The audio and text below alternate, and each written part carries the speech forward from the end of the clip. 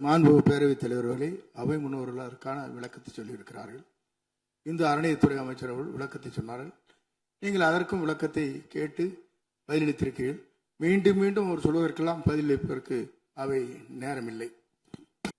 மாண்புமிகு பேரவைத் தலைவர் அவர்களே, மாண்புமிகு தமிழ்நாடு முதல்வர் அவர்களே, அறநிலைத்துறையை பொறுத்த வரைக்கும் கோவில்களின் வருமானம் கோவில்களில் வரக்கூடிய பக்தர்களுக்காக செலவிடப்படும் என்பதை நம்முடைய ஆளுநர் உரையில் இடம்பெற்றிருந்ததுதான் அதனுடைய சாராம்சம்.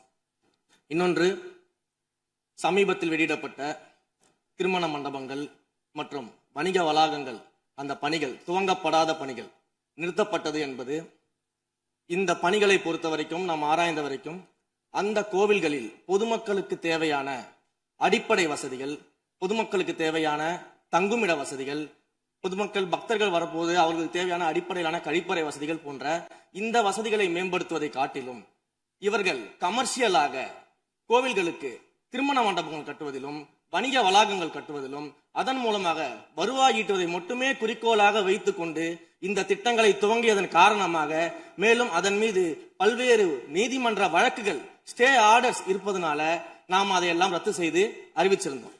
இதற்கு ஒரே ஒரு உதாரணமாக,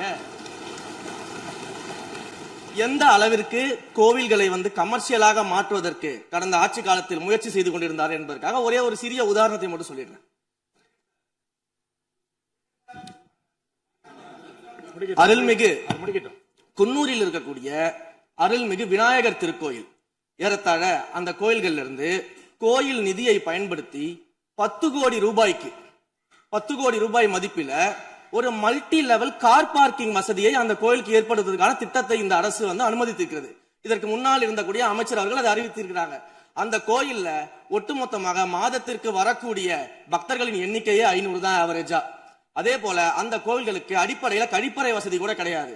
இது மட்டும் இல்ல, குன்னூர் மற்றும் உதகையை சுற்றி இருக்கக்கூடிய அனைத்து பகுதிகளிலும் இருக்கக்கூடிய 50 கோவில்கள்ல பேசிக்கா இருக்கக்கூடிய டாய்லெட் ஃபெசிலிட்டிஸ் கூட அங்க இருக்கக்கூடிய கோயில்களுக்கு கிடையாது.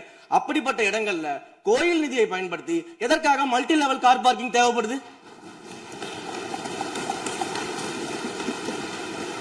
அப்ப இது கமர்ஷியல் திட்டங்கள் இல்லையா? கோவில் நிதியை இப்படி கமர்ஷியலாக பயன்படுத்துவதற்கு எதிராக தான் நாம இந்த திட்டங்களை எல்லாமே தடுத்து, இந்த திட்டங்கள் தேவையில்லை, அதற்கு பதிலாக நம்முடைய அரசாணையிலே வெளியிட்டிருக்கிறோம். மிக தெளிவாக கடைசி வரியை படித்து பார்த்தால் எல்லாருக்கும் தெரியும். இந்த கோவில் நிதியை பயன்படுத்தி கோவிலும் பக்தர்களும் பயன்பெறக்கூடிய வகையில மாற்று திட்டங்களை உருவாக்கும் வரியை நம்ம மென்ஷன் பண்ணியிருந்தோம். எந்த இடத்திலேயுமே மக்கள் பயன்படக்கூடிய கல்வி நிலையங்களையோ இல்ல இது போன்ற மருத்துவ வசதிகளையோ நாம செய்து தர மாட்டோம்னு சொல்லல. இன்னும் சொல்ல போனா, கடந்த 5 ஆண்டுகள்ல ஒன்றிய அரசின் நிதி உதவியோடு பழனியில பாத்தீங்கன்னா ஒரு சித்த மருத்துவமனை கட்டுவதற்கான நிதி உதவியை ஒன்றிய அரசு தருவதற்கு தயாராக இருந்தது. ஆனா கடந்த ஆட்சியில அந்த திட்டத்தை அப்படியே கிடப்புல போட்டுட்டு, கேட்டா ரெக்கரிங் செலவை எங்களால ஏத்துக்க முடியாது அப்படின்னு சொல்லி கிடப்புல போட்டு வச்சிருந்த இந்த திட்டத்தை நாம இன்றைக்கு கையில் எடுத்து அதை துவங்குவதற்கான ஆய்வில் இறங்கியிருக்கிறோம். அப்ப எந்த இடத்திலையுமே மக்கள் பயன்பெறக்கூடிய திட்டங்களை நாம தடுக்கவும் இல்லை, நாம யாருக்கும் பி டீமாக இருந்து வேலை செய்ய வேண்டிய அவசியமும் இல்லை. கோயில்களின் நிதியை ஒரு காலமும் கமர்ஷியலாக பயன்படுத்த வேண்டிய அவசியமும் மாண்புமிகு தமிழ்நாடு முதலமைச்சர் தலைமையிலான தமிழக வெற்றி கழகத்தின் ஆட்சிக்கு தேவையும் இல்லை. மாண்புமிகு உறுப்பினர் சேகர் பாபு. மாண்புமிகு பேரவைத் தலைவர் அவர்களே, இந்து சமய அறநிலைத்துறை கொடைகள் என்ற ஒரு சட்டம் இருக்கின்றது. அந்த சட்டத்தில் விதி 69 என்ற குறிப்பிடப்பட்டிருக்கின்ற அந்த பணிகள் சட்ட விதிகளுக்கு உட்பட்டு சட்டத்தின் 36 பிரிவிலிருந்து தான் இந்த பணிகள் மேற்கொள்ளப்பட்டன.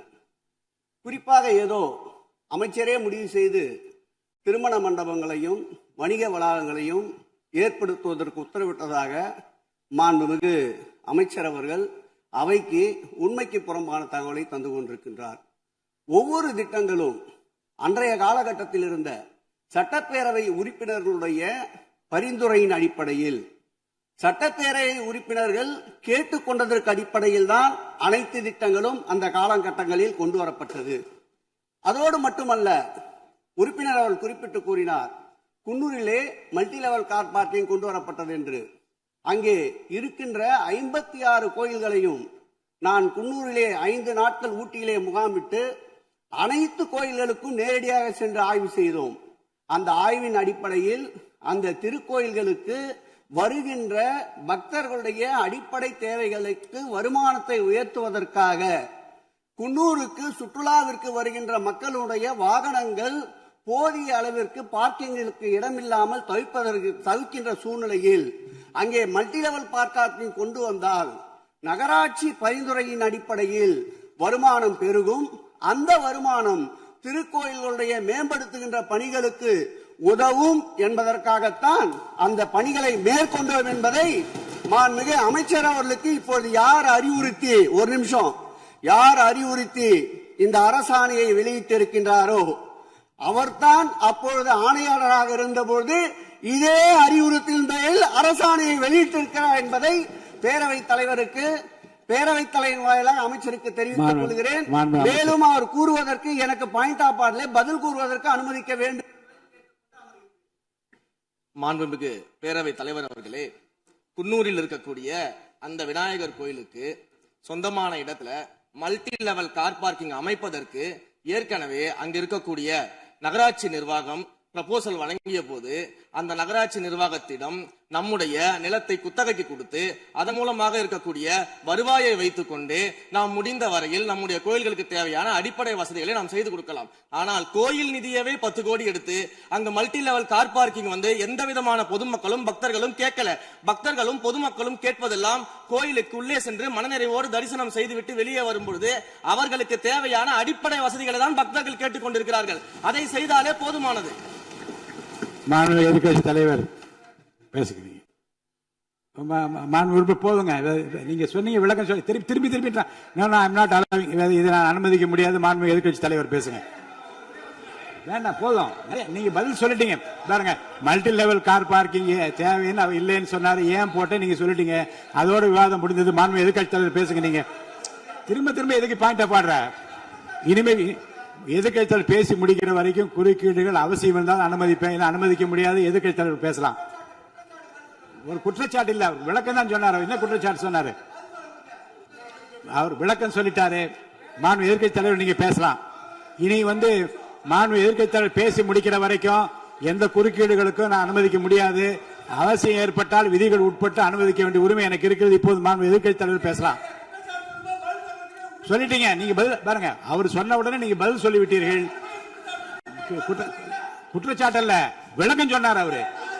10 கோடி ரூபாய்க்கு இந்த இடத்துல 10 கோடி ரூபாய்க்கு கோயில் பணத்தை எடுத்து ஏன் பயன்படுத்தினீங்க?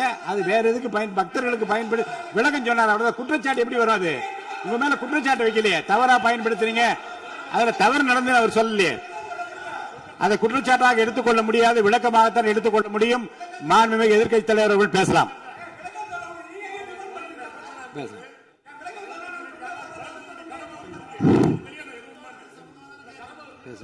அவை